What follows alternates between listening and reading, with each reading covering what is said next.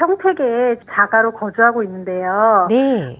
상계주공 1단지 재건축을 보고 매수했거든요. 네. 근데 현재 2주택자인데 네. 그대로 가져갈지 아니면 팔아야 할지 아니면 세 번째로 평택 집이랑 상계주공을 합쳐서 팔고 네. 다른 상급지로 갈아타야 될지 고민이 돼서 연락을 드렸습니다. 대표님께 네, 네. 여쭤볼게요. 인사 나눠보세요. 네, 네. 안녕하세요. 네, 안녕하세요. 네, 전화 잘 주셨어요. 네. 그 평택에 사는 것이 좀 괜찮나요? 예. 아, 괜찮아요? 네, 괜찮아요. 네네. 2001년도에 매수를 하셨다는데. 2021년이요. 아, 참 21년요. 네네네. 21년도 같으면 평택도 가격이 상당히 올라왔을 텐데. 근데 요 지역은 예. 매수 시점이 네. 마이너스 제로에서 막 올라가려고 하는 그때. 아, 또 이제 또 그러니까 평택이 떨어졌다가 외곽이 다시 되거든요. 올라갈 때? 네네. 그때 딱 맞춰가지고 네. 예, 산 케이스거든요. 그러셨군요. 네네. 자, 지금은 이제 우리 시청자분님이 어디에 거주를 할 것이냐에 대한 질문이 아니고, 네. 과연 재건축 물건을 가지고 있는데 네. 이 재건축을 가지고 있는 것이 돈이 될까요? 안 될까요?가 1번 질문이에요. 네네, 맞아요. 그리고 거기에 따라서 안 된다면은 이거 평택 거라도 정리해서 합쳐서 다른 데로 가야 되나요? 그게 2번 질문이고요. 네. 그러니까 그럼 저는 1번 질문을 딱 보면은 이 네. 재건축에 대한 시청자분의 이해가 따라야 돼요. 네. 이게 무슨 말이냐면은 재건축을 가져도 될까요? 이 말은 뭐냐면 이거 가지고 있으면 나중에 돈이 될까요? 이 말이거든요. 맞아요. 네. 네. 지금 구입하신 시기가 2014년이면 이거 완전 바닥 때 사신 거예요. 이게. 잠깐만요. 제가 좀 헷갈렸어요. 죄송한데요. 2014년이 아니고 네. 2017년 8월에 샀어요. 2017년이면은 8월이요. 네네. 그래도 지금 가격이 그것 때보다는 올라 있을 거예요. 맞아요. 네. 네네.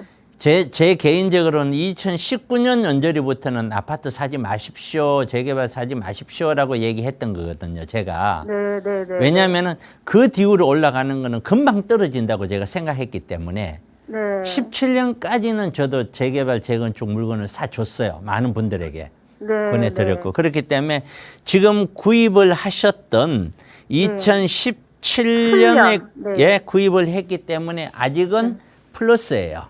네. 플러스인데 맞아요. 네. 우리가 이런 거예요. 재건축의 사업성이 좋다. 네. 사업성이 좋은 데를 사야 된다.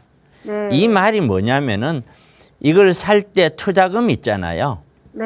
투자금이라는 것이 맨 처음에 매수할 때 들어가는 돈이 있고, 네. 그다음에 평가를 해서 나중에 이제 재건축을 했을 때 추가 분담금이 있고, 네. 이 생각을 했었을 때 이 돈보다 네. 나중에 입주 후에 네. 아파트 시세가 훨씬 클 거야. 네네. 이게 사업성이 좋다 이 말이거든요. 네네. 그러면 이게 전제 조건이 뭐냐면은 다시 한번 네. 제가 그림을 그려서 설명을 해드릴게요. 네. 전제 조건이 뭐냐면은 첫째, 자 이거를 샀었을 때 매수 금액하고 투자 금액이 이제 정확하게 얘기하면 그죠? 네네. 전세 뺀 투자 금액하고 네. 그다음에 추가 분담금하고 네. 조합원 추가 분담금이에요. 네. 조합원 분양, 네. 조합원. 요걸 두 개 합친 것 금액보다 나중에 입주 후 아파트 시세가 네. 더 크다. 이러면 이게 사업성이 나쁘지, 이제 크면 클수록 사업성이 좋은 거예요. 네네네. 이게 기준인데, 자, 여기에 대해서 자세히 한번 보자고요. 첫째, 네. 매수를 할 때 당시에 금액은, 네. 매수 금액은 괜찮았어요. 좀 늦기는 했어요. 17년이니까. 네. 조금 늦기는 했지만 잘 했다. 네. 일단 금액이 얼마인지 내가 묻지도 않아도 이렇게 되는 거예요. 네. 왜 그렇게 되냐? 그때 당시에 아파트 샀는 거 치고 지금 마이너스 된 거 하나도 없다. 네. 근데 19년, 20년도에 샀는 거는 마이너스 될 수도 있고 거의 뭐 남는 게 없다. 네. 이렇게 되는 거죠. 네. 그 다음에 두 번째는 그러면 여기에 이렇게 되기 위한 재건축 단지는 재건축에 대한 사업성이 좋다. 이렇게 표현들을 하는데 사업성이 좋기 위해서는 첫째, 용적률, 현재 아파트 지어져 있는 현재 용적률보다 네. 미래 지을 수 있는 용적률이 월등히 크면 클수록 더 많은 세대수가 늘고 면적이 커져서 일반 분양분이 많이 나오겠죠. 네네. 그래서 이런 경우가 좋다라고 얘기하는 거거든요. 네. 이게.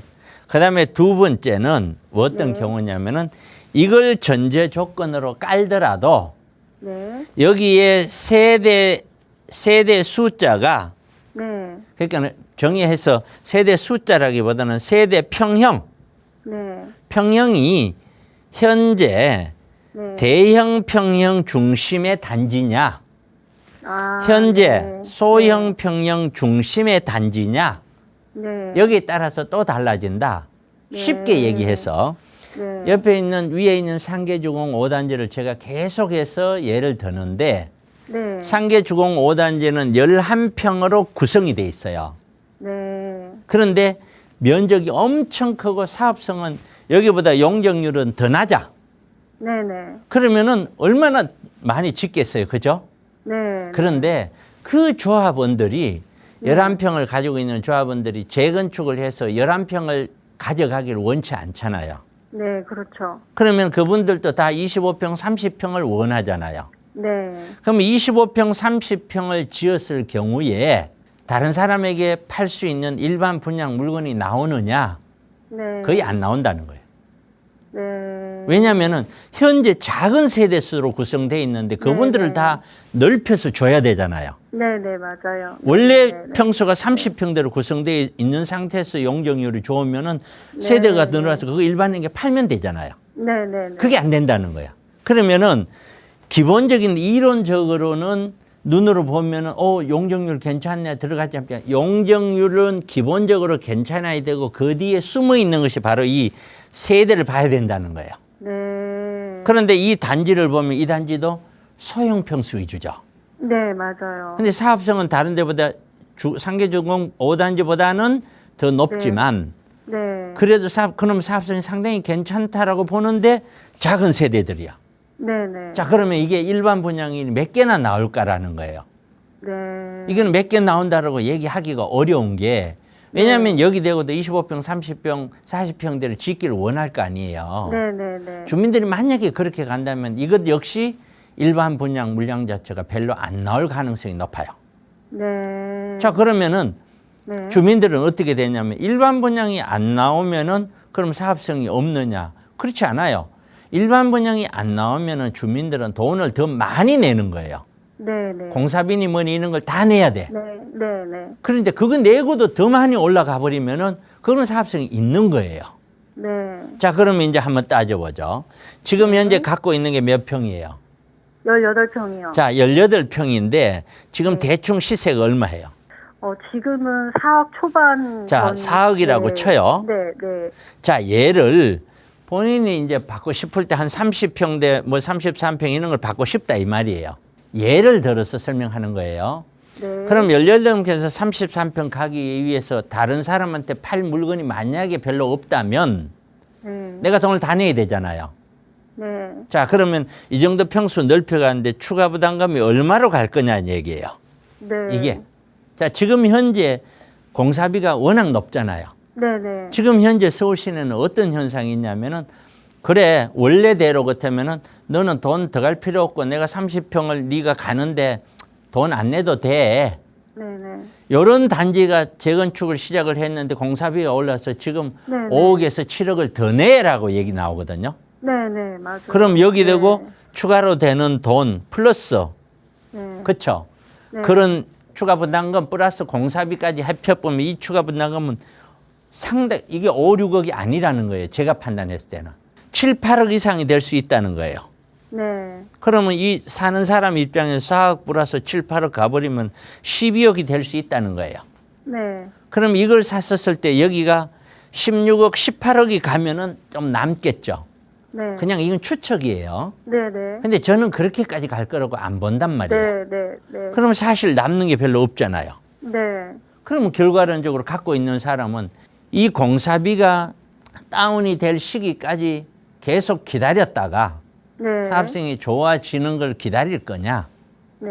아니면은 지금이라도 정리를 하고 오히려 더 불안하니까 뭐 네. 월세 나오는 형태라든지 이렇게 안전자산으로 갈 거냐, 네. 다른 형태의 투자가 이걸 의사결정을 해야 되겠죠. 네.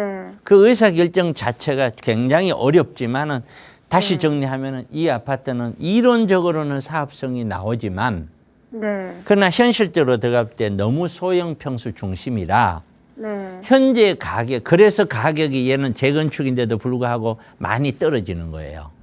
네. 이게. 네. 종전에 네. 지금 한 4억 가면 종전에 이건 한 6억 가까이는 갔을 거예요. 네, 맞아요. 그렇죠. 네. 그럼 6억이면은 2억 떨어졌으면 몇 프로예요? 30%가 더 떨어졌다는 거예요. 네, 네. 엄청나게 떨어진 거잖아요. 네. 그럼 사람들이 왜 떨어질까? 이런 네. 내용 때문이에요. 아, 아는 네. 사람은 다 안다는 거죠. 네. 그로 이제 시청자분님, 아, 이거는 현재 상태로는 네. 땅값이 떨어지고 갑자기 어떤 비용이 확 줄어들면은 요거는 다시 네. 또 올라가요. 네, 네. 그런 게 대한 기대를 만약에 못 한다면 네. 이거는 정리죠. 그다음에 두 번째는 그래서 지금 현재 상태에서는 그런 상황이다. 결론을 조금 이따 내드릴게요. 그다음에 두 번째는 저 어디 이제 평택. 네, 네. 자, 평택이 있는 건 또 어떻게 볼 거냐면은 평택이라는 데가 네. 모든 아파트가 다 그렇다라고 설명하기는 어렵지만 네. 지금 현재 평택 인구가 약 한 65만 정도 돼요. 네. 이 평택이 출발할 때 20년 전만 하더라도 네. 약 한 30년 30에서 35만 요 정도 됐거든요. 네. 근데 평택 전체의 밑그림이 2020년 지났지만 2020년도에 평택이 100만 인구를 목표로 도시 계획을 짜놨어요. 아, 네. 그 이야기는 기본적으로 수요보다 계획이 더 크다는 거예요. 네, 네. 그 이야기는 중장기적으로 갔었을 때 이런 데는 가격대가 치고 네. 올라가기가 어렵다는 걸 어렵다. 의미해요. 네, 네. 전체 가격이 다 올라가는 시기에는 얘도 좀 따라는 가더라도 네. 그거를 유지시켜 줄 수 있는 힘은 없다는 거예요. 그게 삼성 아니라 뭐가 들어오더라도 네. 거기 인구가 65만에서 네. 이 인구가 80만, 90만, 100만까지 가면 이거는 더 올라가요. 그럼 결국에 제가 바라보는 평택에 있는 아파트들은 어느 아파트 딱 찍어갖고 얘기하기 이전에 전체적인 흐름, 네. 그거는 시청자분들 우리 평택 인구가 앞으로도 90만, 100만 될 거야. 네. 그 이야기는 다른 도시는 인구가 그만큼 줄고 평택으로 더 늘 거야 이 말하고 똑같거든요. 아, 네. 네. 그러면 다른 도시는 가만히 안 있을 거 아니에요. 네, 네. 인구 늘리려고, 그렇죠? 네, 네. 그렇기 때문에 만약에 그렇게 본다 하면 이건 가져가는 거고 네. 그렇게 안 본다면 평택에 대한 투자 가치는 중장기적으로 봤었을 때 약하게 봐라. 네. 그럼 이걸 그냥 거주로 생각을 해야지 네. 투자로 생각하면서 가져갈 문제는 아니지 않냐. 네. 자, 그게 이제 두 군데 평택과 서울의 재건축이에요. 네. 자, 그러면 이제 마지막으로 이걸 정리하고 두 개 합쳐서 상급지로 가는 건 어떨까요? 네. 이 이야기는 그러면 지금 상급지로 가면 그 상급지는 앞으로 더 좋아지냐 그러면은 저는 그렇게 보지 않아요. 네. 절대로 그렇게 안 봐요. 더 크게 올랐는 더 큰 덩어리로는 아직까지 충격이 덜 갔기 때문에 그렇지 큰 충격이 오면 더 크게 무너진다고 저는 봐요. 네. 자본이. 그렇기 때문에 자본력이 아주 풍부하지 않다면은 네. 정리를 하고 상급자지 간다고 하더라도 기다렸다가 가라. 네. 기다리는데 자신이 없다면, 불안해서 자신이 없다면 네. 그냥 현재 상태대로 그냥 떨어지더라도 놔둬라 그냥. 네. 놔두고 네. 상계 주공 더 떨어지든 어쨌든 그냥 놔둬라. 네. 기본적으로 가격이 공사비라든가 이런 것이 더 다운이 되는 상황을 더 지켜봐라. 2, 3년 더 지켜보면 어떤 바닥권역을 어느 정도 확인이 될 거다. 네. 그 상황에서 의사결정을 하는 것이 오히려 더 현명할 수도 있다. 됐죠? 그러면 당장 팔기보다는 불안 조급함이 없다면 그렇죠. 2, 3년을 좀 지켜보는 왜냐하면 것도 팔아가지고 이걸 합쳐서 갈만한 데가 마땅한 데 없어요. 없어요. 네. 네. 없는데 그거 같다고 해서 네. 그것이 안 떨어진다는 보장만 있으면 가라고 그러죠. 네, 맞아요. 그럼 다른 데 네, 떨어지는데 어떻게 자기가 안 네. 떨어져요? 네. 그렇기 때문에 네. 지금은 자산을 어떻게든 남들도 떨어지니까 네. 안전하게 유지하면 될 거다. 그리고 네. 중장기적으로 봤었을 때는 이런 재건축은 네. 바닥을 가더라도 어쨌든 하나하나 재건축은 해야 되잖아요. 네. 그런 측면에서 아직은 시기적으로 어렵고 하지만 네. 반드시 또 기회가 오지 않겠느냐. 아직은 네. 아니지만 그렇게 네. 말씀드릴게요. 아, 네. 잘 네, 알겠습니다. 그렇게 정리할게요. 감사합니다. 네, 상담 감사합니다. 네, 고맙습니다. 네. 네.